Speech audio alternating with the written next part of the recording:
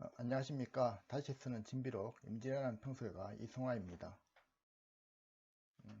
이전 영상에서는 그 정유회란 초기의 전황과 관련 기록을 근거로 직산전투와 명랑해전이 일본군의 북상을 멈춘 결정적 계기라는 주장이 당시 상황과 맞지 않는다는 설명과 함께 일본의 재침에 따른 조선의 혼란스러운 내부 상황을 이야기 드렸습니다. 이번 영상에서는 일본군이 북상을 멈춘 근본적인 이유와 군사 전략적으로 그 정유재란이 이전의 임진왜란과 가지는 차이점에 대해서 이야기해 볼까 합니다. 이전 해에서 그 일본군이 이제 갑작스레 이제 북상을 멈추고 철군하자 선조가 이제 새벽에 이제 퇴거한 대신들을 다시 불러 이에 대한 논의를 한 기록들을 이제 설명을 드렸습니다. 그러면서 이제 선조에서 유성룡까지 일본군의 철수가 우회 공격 등을 하기 위한 계략이 아닌지 이제 의심을 하면서 당장의 그 정확한 철수 이유를 알지 못해서 당혹해하고 있어서도 이제 살펴보았습니다. 결론부터 말씀드리면 당시 일본군이 북상을 멈추고 철군한 이유는 풍신수길의 철군 명령에 따른 것이었습니다. 조선이 이러한 사실을 알게 된 것은 그 철군하는 일본군을 추격 중에 포로로 잡은 이들의 증언을 통해서였습니다. 충청병사 이시연이 사로잡은 외적 복정감개의 공처는 다음과 같다. 당초에 행장과 청정의 뜻은 세 길로 나누어 직접 서울로 올라가려 했는데 관백이 사람을 보내어 전령하기를 서울은 침범하지 말고 9월까지 닥치는 대로 무찔러 죽이고 10월 안으로 서생포나 부산 등의 서울로 돌아오라고 했습니다. 그래서 서울까지 3일 길밖에 안 되었는데 곧바로 돌아간 것이며 전라도에도 머물 뜻이 없었습니다. 남녀 요소를 막론하고 걸을 수 있는 자는 사로잡아가고 걷지 못한 자는 모두 죽였으며 조선에서 사로잡은 사람들은 일본에 보내어 농사를 짓게 하고 일본에서 농사 짓던 사람을 군사로 바꾸어 해마다 침범하고 아울러 중국까지 침범하려 하고 있습니다. 10월 안으로 청정은 울산에서 새로운 진지를 만들 것이며 올해와 내년 사이에는 다시 출동할 뜻은 없는 것 같습니다. 그러나 관백의 명령이 있으면 출동할지도 모릅니다. 대개 지방을 조금씩 침식하여 항복하는 자는 부려먹고 저항하는 자는 모두 죽여서 토지와 인민이 점점 그들의 소유가 되면 자기들의 뜻을 이룰 수 있다는 것입니다. 이 내용은 그 충청병사 이시연이 그 일본군 포로를 신문하고 그 결과를 보고한 내용입니다. 포로 이름은 이제 복정감개라는 이로 현재로 뭐 비유하면 그 소령급 정도의 이제 중급 장교에 해당하는 자로서 가등청정에 이제 수하로 있다가 9월 22일경 그 상주 달미현 인근에서 포로로 잡힌 것으로 추정됩니다. 그 내용을 보면 당시 일본이 가졌던 기본적인 전략을 알 수 있는데요. 대략 세 가지로 정리해 보면 첫 번째는 항성까지는 진군하지 말고 9월까지 하삼도 일대를 초토한 뒤에 10월 안으로 경상 전라 연안 일대로 이제 철수하여 진지를 짓고 수비를 하라는 것과 그 두 번째는 그 조선인을 학살하되 포로로 잡은 이는 일본으로 합송하여 일본 내 노동력으로 활용하고 대신 일본의 농민은 이제 병사로 진cep해서 이제 전쟁에 투입해라. 그리고 이제 세 번째는 이들 지역을 조금씩 이제 잠식하면서 해마다 끊임없이 침탈하라는 것입니다. 여기서 특이한 점은 이제 그 하삼도를 이제 점령을 해서 군대가 이제 상주하면서 이제 점령하는 그런 방식이 아니라 그 점령지를 초토한 뒤에 바로 이제 본토와 가까운 이제 연안 지역으로 철수하라는 것입니다. 이를 통해 이제 알 수 있는 일본의 의도는 적국 영지의 어떤 점령 이후에 이들 지역을 이제 수성하는 고전적인 그런 방식이 아니라 치고 빠지는 식의 어떤 전술을 반복하면서 이제 상대의 기력을 점차적으로 이제 소진시켜 자신의 목적을 이제 최종적으로 관철시키는 장기전을 감안한 전략임을 알 수 있습니다. 이러한 내용들은 이제 다른 포로들의 증언을 통해서도 이제 일부 확인할 수 있는데요. 이 중에 이제 복정감개라는 이의 어떤 신문 내용이 이제 가장 내용상 구체적이라 이제 소개해 드렸습니다. 이어진 그 나머지 내용을 보면 그 강화 협상이 이제 파기된 이유와 그 일본이 재침으로 노리는 것이 무엇인지도 이제 알 수 있는 그 내용이 나옵니다. 그 청정과 행장이 서로 의견이 맞지 않은 것은 이제 행장이 평양에서 패배한 일을 청정이 늘 말하고 행장은 강화를 하려고 하는데 청정은 불가하다므로 서로 사이가 좋지 않은 것입니다. 당초 강화할 때 행장이 속여서 말하기를 천조에서 장차 일본의 소원대로 해줄 것이다 하였으므로 허락을 했는데 책봉사가 돌아간 후에 다만 봉황한다는 일만 있었을 뿐이고 실제 이익이 없었으므로 마침내 이루어지지 않았습니다. 강화를 하고자 하면 반드시 실제 일을 가지고 청정에게 말해야 이룰 수 있습니다. 그 내용을 보면 강화가 파기된 것이 이제 소생장과 이제 가등청정의 대립과 함께 그 일본의 기대와는 달리 책봉에 대한 이야기만 있을 뿐 실제 이익이 없었기 때문이라 이야기하고 있습니다. 그럼 여기서 말하는 그 실제 이익이란 것이 무엇을 말하는 걸까요? 이는 그 명일간 협상에서 일본 측이 제기했던 이제 요구 조건에서 찾아볼 수 있습니다. 지금 보시는 것은 그 많이 알려진 대로 그 명일간 협상에서 그 일본 측이 제시한 7가지 이제 조건입니다. 조항상으로는 이제 7가지지만 그 실제적으로 보면 그 핵심적인 요구사항은 이제 2가지인데요. 첫 번째는 그 명나라 측에 대한 요구사항으로 감한무역을 이제 재개해서 이제 통상토록 하라는 것인데 이는 이제 조공무역을 일컫는 것입니다. 그 일본은 무로마치 막부 시절이었던 3대 쇼군이었던 그 아시카가 요시마츠가 명의 건문제 시절 때 그 책봉과 조공을 이제 허가받은 이후 대략 한 140여 년간 이제 명과 이제 조공무역 관계를 가져왔는데 이후 이제 무로마치 막부가 이제 쇠퇴하고 1550년을 이제 전후해서 왜구가 명나라의 그 해안 일대를 이제 침범하면서 그 일본과의 이제 조공무역은 이제 금지된 상태였습니다. 일본은 이에 대한 이제 복원을 요구했던 것입니다. 두 번째는 이제 조선에 대한 요구인데요. 조선 8도 중에 4도를 일본에 넘기고 이 사실을 명과 조선이 서약서와 사신을 보내 이제 보증하라는 것입니다. 이에 대한 이제 명의 입장은 우리가 흔히 알고 있는 사항과는 좀 많이 다릅니다. 당시 그 명조정 내부의 논쟁이나 조선과 오고 갔던 내용을 이제 종합해 보면 다음과 같이 요약할 수 있습니다. 군을 이제 관할하는 이제 병부에서는 책봉과 이제 조공무역을 이제 허락하는 조건으로 이제 일본군이 이제 조선에서 철수하는 것으로 이제 전쟁을 짓자는 그런 입장이었고 그 예부를 비롯한 이제 대부분의 이제 명조정 의견은 일본의 무조건적인 항복과 철수를 하라는 것이었습니다. 이후 이제 협상이 이제 장기간 지속되는 가운데 그 명의 이제 최종 입장은 책봉만을 이제 허락할 뿐 조공무역도 허가할 수 없다는 것이었습니다.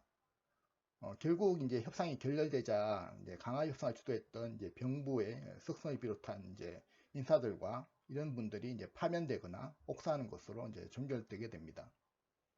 그 인터넷이나 역사 강의를 하는 분들 중에 그 일본 측의 요구 조건에만 이제 너무 집착하다 보니까 마치 이제 명이 조선의 이제 분할안을 논의를 했다거나 또는 협상의 주 내용으로 삼았다고 하는 것은 이제 그 역사적 사실과 다르며 그 명측은 그 일본과의 조공무역까지 허락할 수 없다는 이제 강경론이 이제 채택된 만큼 조선을 분할하여 이제 일본 측이 양도한다는 것은 그 애초에 그 명과 조선 모두 일고의 가치도 없는 요구 조건이었습니다. 결국 이에 대한 이제 일본 측의 이제 최종 선택은 그 재침을 통해서 가삼도 지역은 이제 전쟁을 통해 이제 무력으로 이제 확보한다는 이제 방침이었고 이를 위한 이제 전략을 세우게 됩니다. 그럼 일본의 그 재침 전략은 이제 무엇이었을까요? 그리고 조선은 일본의 그 재침 의지와 군사 전략을 얼마나 알고 있었을까요? 실록은 조선이 이를 어느 정도는 파악하고 있었음을 알려주고 있습니다. 처음부터 그 명일 간의 강화 협상에서 이제 사실상 이제 배제되어 있었고 그 협상 자체에도 이제 비판적이었던 이제 조선이었지만 협상이 이제 막바지에 이르고 이제 심유경과 이제 소서행장의 이제 요청으로 309명에 달하는 이제 대규모의 이제 사절단을 이제 일본 측에 파견하는데 그 책임자는 그 16경의 접반사로 있었던 이제 황신이라는 분이었습니다. 대중적으로는 이제 경인년에 통신사로 갔던 그 황윤기나 뭐 김성일의 이제 보고 내용에 대해서는 이제 잘 알고 계시지만 황신이라는 분과 그 보고 내용을 아시는 분은 거의 없는 것 같습니다. 황신의 그 사절단 일행은 가등청정이 이제 도약이 한 20여일 전인 그 12월 21일경 그 한성으로 돌아와서 그 선조를 직접 면대한 자리에서 그간의 이제 협상 과정과 일본 측과 이제 접촉하면서 얻은 정보를 이제 취합해서 조선 조정에 이제 보고를 하게 되는데 그 내용이 너무 많아서 여기서는 이제 일부 주요 내용만 이제 소개시켜 드릴까 합니다. 통신사 황신이 일본국에서 돌아와 소개하였는데 그 내용은 다음과 같다. 평조신이 말하기를 관백이 천정, 잔정, 길성, 행장 등 4장수를 하여금 먼저 떠나게 하였으니 이 4사람이 당연히 선봉장이 될 것이다. 청정은 금년 겨울에 먼저 바다를 건너 나갈 것이고 장정과 길성은 겨울을 지내고 봄에 나갈 것이다. 청정 등이 비록 먼저 간다 해도 단지 전날 있던 곳에 주둔할 것이며 대구는 2월경이나 나갈 것이다 하였습니다. 그리고 이제 또 그 평조신이 박대근에게 말하기를 우리들이 지금 다시 군사를 움직인다면 반드시 먼저 전라도를 침범할 것이다. 또한 조선에서는 비록 지금 비축해 놓은 곡식이 없어 대군의 식량이 염려되니 반드시 먼저 군량을 운반해야 하고 수군을 격파한 다음에 수군과 육군이 동시에 진격할 수 있다. 그런 까닭으로 여러 장수들이 이미 이런 계획을 의논하여 결정하였다 하였습니다. 이 내용은 그 일본의 재친 결정과 그 가등청정의 도해 등을 이제 이야기하면서 그 첫 번째 공략이 이제 수군을 먼저 격파한 뒤에 수군과 육군이 전라도로 동시에 진격할 것을 결정하였다고 이제 보고하고 있습니다. 실제 그 정유재란의 그 초기 전황과 이제 동일하게 진행된 것을 볼 때 황신의 보고가 얼마나 정확했는지 알 수 있으실 것입니다. 이외에도 이제 흥미를 끌만한 내용들이 여러 개 있는데요. 이 중에 이제 하나를 소개시켜 드리면 평조신은 또 역관 이연서에게 말하기를 조선의 수군이 차츰 수전을 익히고 승박도 견고하니 피차가 맞서서 서로 버티며 진퇴하면서 싸운다면 반드시 이기기가 어렵다. 만약 어두운 밤에 몰래 나가서 습격하되 조선의 큰 배 한 척에 우리 일본은 작은 배 5, 6척 내지 7, 8척으로 대적하고 사슬을 무릅쓰고 돌진하여 일시에 불이 붙어 싸운다면 수군도 격파할 수 있다. 전일 거제 싸움에서 나는 그때 삼포에 있으면서 사람을 지켜 속히 거제 진장에게 일러 배에 올라 싸우지 말고 다만 승벽을 굳게 지키고 있다가 적들이 육지에 내려오기를 기다려 교전하라고 지시했다. 그때 이 방법을 사용했기 때문에 조선의 수군은 기회를 잡지 못하고 물러갔다 하였습니다. 이 내용은 이제 조선 수군을 상대하는 이제 그 새로운 일본군의 이제 전술을 이야기하고 있는데 마치 그 7천량 해전을 영상시키는 내용처럼 들립니다. 그러면서 이제 지난날 이제 장문포 전투에서의 이제 사례를 이야기하고 있습니다. 여담으로 이제 이 보고 중에는 이제 7년 전쟁 동안 제주도만이 그 전쟁의 참화를 벗어난 이유를 추정해 볼 수 있는 내용도 있습니다. 조씨는 또 말하기를 일본인이 탐나에 좋은 말이 있다는 것을 듣고 오래전부터 가서 약탈하라고 하였으나 이루지 못하였으니 지금은 우선 전라도를 침범하고 다음에 탐나를 취할 것이다 하였습니다. 이와 관련된 다른 기록들이 이제 없어서 정확한 이유는 알 수 없지만 이 내용을 이제 토대로 개인적으로 이제 추정해 본다면 임진왜란 때는 이제 그 일본의 이제 기본 전략에서 이제 제주도가 일단 열애되었다는 점과 제주도가 이제 전라도의 부속도서로서 임진왜란 시기 이제 전라도가 보존되었다는 점이 큰 것으로 보입니다. 정유재란 때는 이제 일본이 이제 하삼도의 병탄을 이제 목적으로 삼은 이상 뭐 이 목표를 달성한다면 뭐 제주도는 뭐 자연스럽게 일본에게 복속될 것으로 보고 제주도 침략을 유보한 것이 아닌가 생각해 봅니다. 뭐 다분히 뭐 제 개인적인 이제 의견인데 뭐 혹 이와 관련된 기록이나 뭐 합리적 근거를 아시는 분이 계시면 댓글로 달아주시면 감사하겠습니다. 이외에도 정말 이제 흥미롭고 이제 중요한 보고들이 많이 있지만 이 부분은 뭐 다음에 기회가 있을 때 한 번에 일괄해서 이야기해 볼까 합니다. 조선 조정은 그 황신의 보고서를 이제 기반으로 그 일본 측의 전략에 대한 어떤 검토와 이제 대안을 마련하게 됩니다. 비변사가 아뢰기를 황신이 서기한 내용은 매우 자세한데 그 줄거리는 2, 3개월 후에 외적이 재침범할 우려가 있다는 것입니다. 그들이 들어온다면 먼저 전라도와 제주도를 침범하고 또한 주사를 침범할 것이라 하였는데 이에 대하여는 전일에도 신측한 적이 한두 번이 아니었습니다. 그러나 이 뜻을 다시 도제찰사, 도원수, 경상 전라의 순찰사, 통제사 및 제주 목사 등의 관원에게 비밀히 유지하여 새로운 각오로 변란에 대비하도록 하는 것이 타당할 것입니다. 이 내용은 이제 황신의 이제 보고서를 그대로 이제 채택한 것인데 일본의 이제 재침 시기와 이제 첫 번째 공략 대상이 조선 수군과 전라도가 될 것이니까 이제 관련 지역의 장수 및 이제 관리들에게 닥쳐올 변란에 대비하라는 지시를 내리라는 내용입니다. 이어지는 그 내용을 이제 소개하면요. 적의 계책에는 세 가지가 있습니다.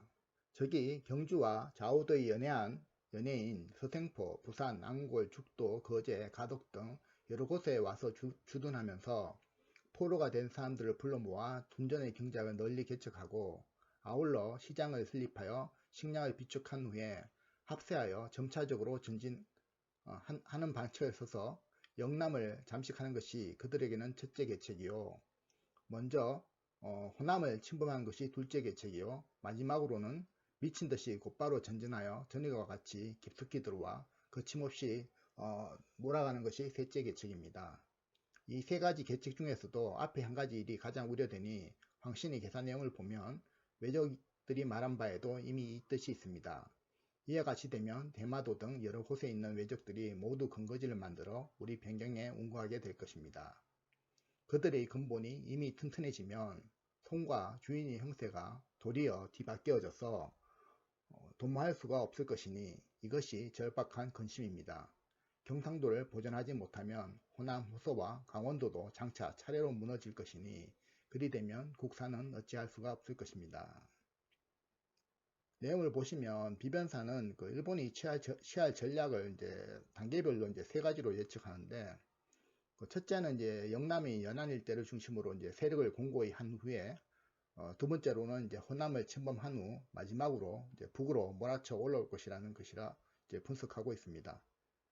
그러면서 이제 가장 우려스러운 점이 일본군이 이제 경상도 지역을 중심으로 변경에 근거지를 만들고 이제 장기간 이제 주둔하면서 점차로 이제 호남, 호서 등의 하산도 일대를 차례로 이제 무너뜨려서 결국에는 이제 손과 주인이 바뀌는 형국이 닥치는 것이라 이야기하고 있습니다.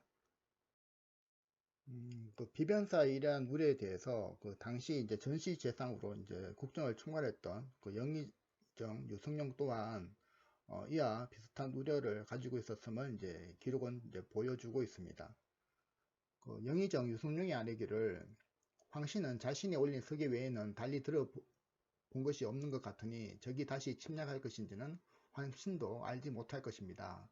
다만 강하고 약한 형세는 우리나라와 적이 뚜렷이 다르니 다시 와서 둔거하는 일은 혹 있을지 모르나 전과 같이 온 나라의 군사를 이끌고 다시 올 것인가는 알 수가 없습니다.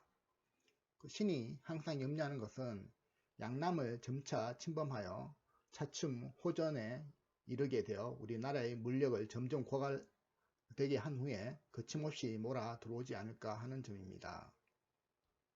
유성룡은 일본의 재침이나 뭐 이전과 같이 이제 온 나라에 이제 전력을 투입해서 이제 침공할 것인지는 이제 분명치 않다고 이제 하면서도 이제 자신이 이제 염려하는 것이 그 일본이 이제 양남을 이제 침범한 뒤에 이제 차츰 이제 충청도와 경기도를 유린하면서 그 조선의 물력을 이제 점차 고갈시키는 그런 전략으로 나오는 것이라 이제 이야기하고 있습니다. 이전의 영상에서 이제 설명한 그 칠청량 해전에서 뭐 일본군의 철군까지의 어떤 상황을 살펴보시면 황신의 보고나 이를 듣고 이제 조선 조정이 우려했던 이제 상황이 현실에서 그대로 이제 재현되었음을 아실 수 있을 것입니다. 뭐 이를 보면 뭐 조선도 일본군의 이제 재침 전략에 대해서 어느 정도는 이제 추측하고 있었음을 알 수 있습니다. 이런 점에서 그 임진왜란과 이제 정유재란에 대한 그 일본이 가졌던 그 정쟁 수행 전략의 이제 차이점을 한번 살펴볼까 합니다. 임진왜란의 그 목적이라면 이제 1차로 이제 조선을 이제 점령해서 이제 항복을 받아낸 뒤에 조선을 이제 병참 기지화하고 이후에 이제 이를 발판으로 이제 명을 이제 도모한다는 것이라면 정유재라는 그 목적 자체가 경기 이남 지역을 이제 일본의 영토로 이제 병탄하는 것을 목적으로 하고 있습니다. 두 전쟁의 그 기본 전략을 이제 비교해 보면 임진왜란에서는 이제 한성을 이제 최대한 이제 단기간에 이제 점령한 뒤에 조선 정력을 이제 이후 이제 병탄함으로써 그 최대한 이제 단기간에 이제 조선에서의 전쟁을 이제 끝내는 것이 기본 전략이었다면 그 정유재란에서는 이제 조선 수군을 이제 경멸한 뒤에 그 조선에 있어서 이제 가장 중요한 지역인 이제 전라도를 시작으로 충청, 경기 남부, 경상도 일대를 3개월간의 이제 기간에 걸쳐서 전역을 이제 초토화 시킴으로써 그 조선의 이제 전쟁 수행 능력과 이제 의지를 이제 고갈시키는 것이었습니다. 그리고 이제 경상, 전라도의 연안 지역을 이제 기점화해서 전쟁을 이제 장기전으로 이제 끌고 감으로써 이제 조명 양국에게 그 전쟁 수행에 대한 이제 부담과 이제 피로를 이제 가중시켜서 그 하산부의 어떤 활약 요청을 이제 관철시키는 것으로 볼 수 있습니다. 이런 이제 두 전쟁의 차이점으로 인해서 그 임진왜란 이제 정반기에는 보면 일본 측도 이제 조선 백성의 이제 인심을 얻고 지배층과의 어떤 그 이간을 위해서 뭐 선부 공작 등을 이제 수행하기도 하지만 그 정유재난 때는 이제 처음부터 그 의도적이고 이제 무차별적인 어떤 대략 사륙과 함께 10만이 넘는 것으로 추정되는 이제 대규모의 이제 포로들을 일본으로 이제 압송함으로써 조선에게는 이제 돌이킬 수 없는 이제 피해를 불러일으키게 됩니다. 이에 걸쳐서 그 정유재란 초기 그 전황과 일본군이 북선을 멈춘 이유, 그리고 이제 정유재란 당시 일본이 가졌던 전략 등에 대해서 살펴보았습니다. 다음 영상에서도 흥미로운 질문과 주제로 이야기해 보도록 하겠습니다. 시청해 주셔서 감사합니다.